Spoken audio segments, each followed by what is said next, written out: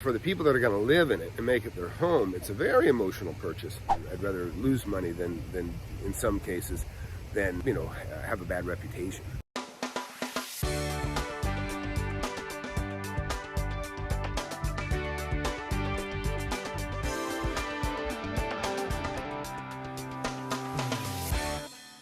So I'm over at, I think, what I called the 3-day deal originally, and I got it sold.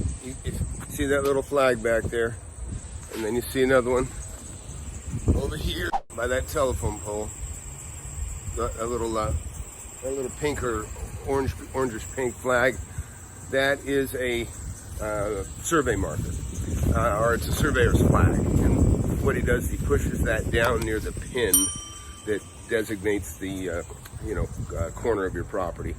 And I don't see one at the back. The back ones are fairly well distinguished anyhow by where the fences intersect between the properties. And you guys know I bought that one. While I was selling this one, I bought the one behind me. So I sold this one for $275 or $279. I bought that one for I think $195. That one needs some work, but that one's much bigger. I'm gonna make a lot of money on that one. I'll probably make at least 100 grand. This is where you want to be. You want to have the property sold and clean and neat. And a lot of the properties I buy, they're not going to be financeable. They might be a little bit rough, and the banks don't like rough properties. So that's kind of an advantage when you have cash. You can go in and you can pay cash, because you can do something that most people can't, and that's close quickly. And there's going to be a loan involved. Sometimes it means a lot of work being done on the house before it's good enough to sell, which isn't fun for the seller, who doesn't want to put money in it, and for the buyer, who doesn't want to put money until he owns it. And but that's part of the game. So this house, interesting enough, and I'm going to do a segment on this about dealing with difficult agents. I always praise sellers' agents because they're the ones that make the sale. I'm sorry, buyer's agents, not seller's agents. Got it made. You just hand them. It's like giving them money when you give them a listing. And I usually adjust the commission down. If I give a listing, I usually make it about 4.25% and I say, here, you can have the whole thing if you sell the whole thing. If you get both sides of it, meaning if you provide the buyer, and then you've already got me the seller. So I never feel compelled to give a 6% listing agreement. Unless there's something special about that person and they're going to get it sold quickly. But generally, if they're just going to put it in the MLS, it's just, you give them the listing, they put it in, and there's really not much to it. They can make a flyer, and then usually somebody else will sell it. A lot of times what I'll do for an agent is I'll give them a week without having to put it on the MLS and see if they can sell it within their own branch or network of realtors. And that way they all make a little more. That's fine. I don't mind doing that. But in general, I'm not going to give a 6% listing agreement. What I do is I designate to them. I say 3% to the buyer's agent, 1.25% to my agent being the seller. Now he can have both if he performs both sides. So anyways, talking about difficult agents, I'll get on it a little bit here, and I'm going to talk about it more. Once in a while, you get an agent that, they'll get in this case, what happened is she got her inspectors, got an AC inspector, got a home inspection, and they went up into the attic, and, and they start trying to assert today's standards on a house that was built 40 years ago, which is ridiculous. Most of these houses are built with Douglas fir. Much stronger, better wood than today's, just this soft, crappy pine. And anyways, they get up there and they see, the purlins aren't supported, should be supported with the, with the same size as the rafter, and which is ridiculous. It's, it's just that wasn't the requirement back then. And but they do it, and some of them know it, but all they're doing is they're just trying to beat you up. So anyways, I said, look, that's fine. Then they said the AC was shot. I go, that's not true. And they said the heater didn't work. I went over, and actually I sent my AC guy. I was too busy. I said, hey, go over there and check this out. I said, I've never had a complaint. And he went over. He said, Tom, it's blowing 85 degrees, which is plenty hot, at the, at the vent. And so I my reply back to the agent was, I says, well, when they go over there to take a second look today, I said they're going to find out it's 70 degrees. That's what I set the thermostat. So basically, she was a liar, or she was just poorly informed by her inspector. But either way, that's her inspector, and she's relying on him. And if she's going to speak for him and say that this is the truth and it's not, then she's lying. That's all I can say. So I came over when the agent was with the buyers, and I just kind of ignored her and just started talking to the buyers. And I started talking about the neighborhood.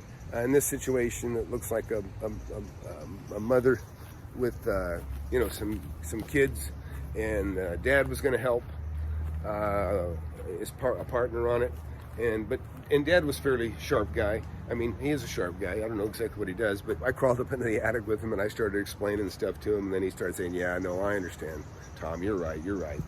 And so now they were getting worried about me selling it to him, because I told them, I said, look, I don't like your agent. The inspectors are terrible. It's not a credible report. And he just kind of shook his head. Yep, I agree. And so, and this is all going on with the agent down at the bottom of the ladder. And of course I talk kind of loud when I want to. So in the end, I just ignored her. And also the inspector, when he climbed up into my attic, he stepped through the drywall and put a hole in the ceiling. So I ended up spending, a couple $100 time for my guys to patch it up. Because of this guy, and then he denied doing it. So anyways, not a big deal, but I want the deal to close, and but then they threw back another amendment, and I told my agent, I said, listen, I'm not taking a penny off, and if I see another amendment, the only amendment that's going to come back is a counter amendment where I'm going to adjust the buyer's agent's commission down about $2,000 for my pain and trouble.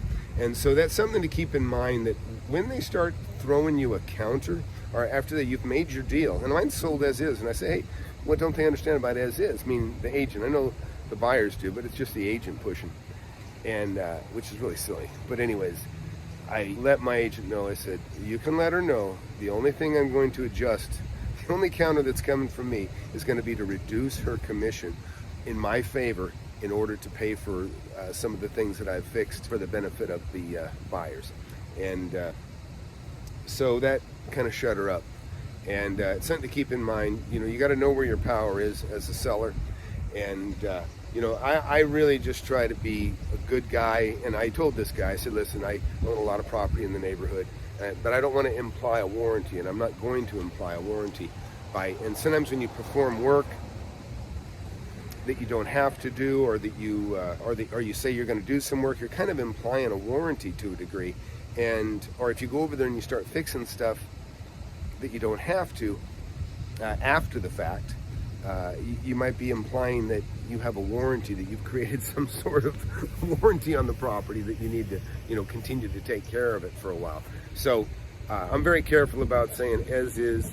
I did tune up a couple things. There was a crack along the chimney and some other things. And I said, look, I'll take care of that. I got brickwork being done around the corner. And I took care of some stuff. And I even took care of more than I needed to, because, I want it to be a nice place, and I want my buyer to be happy. And this is actually somebody that's I consider a neighbor, because I'm in the neighborhood so much with other investments that I have here. And so I let him know that, and I'm talking about the father now. And so he knows, he knows I'm a decent guy, and that I'm, not trying to, blindside him with anything or hide anything. I was very upfront with what issues there are. And that's how you really want to be. A lot of times people out of desperation, they kind of compromise, and they'll let things go that they shouldn't, and that sort of thing. And it's easy to do when you have money. I realize that.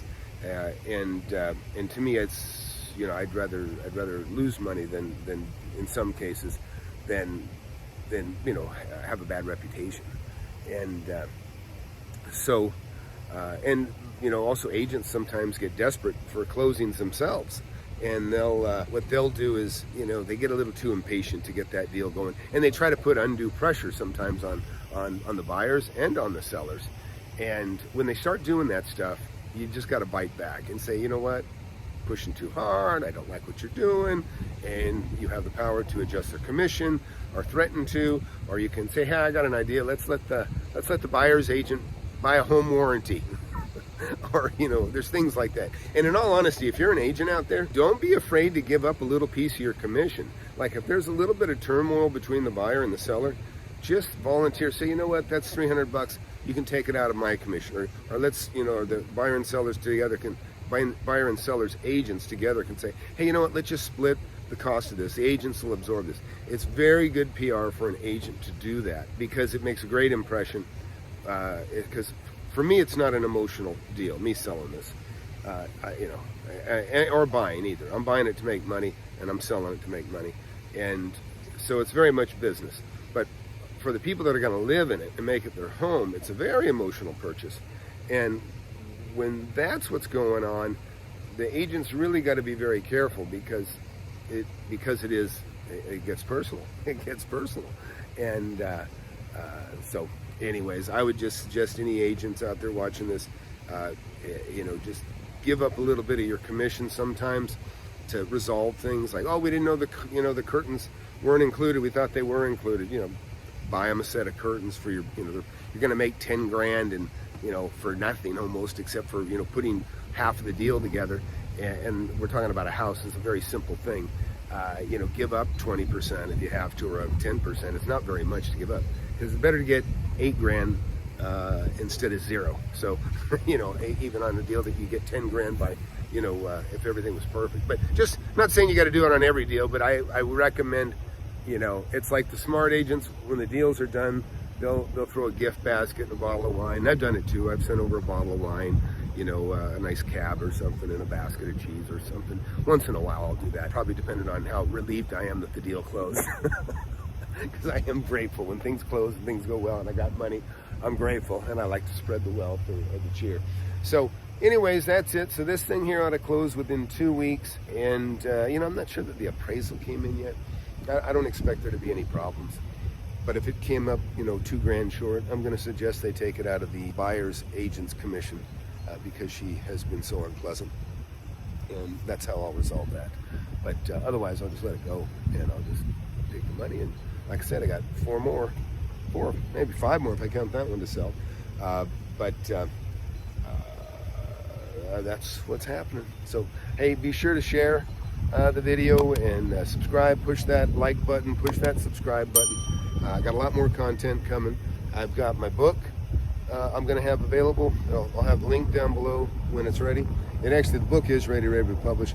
I got a mother, some of you guys know, I got a mother with dementia, sidelined me in a big way. And I've been taking care of her for a year legally and protecting her money. And I got some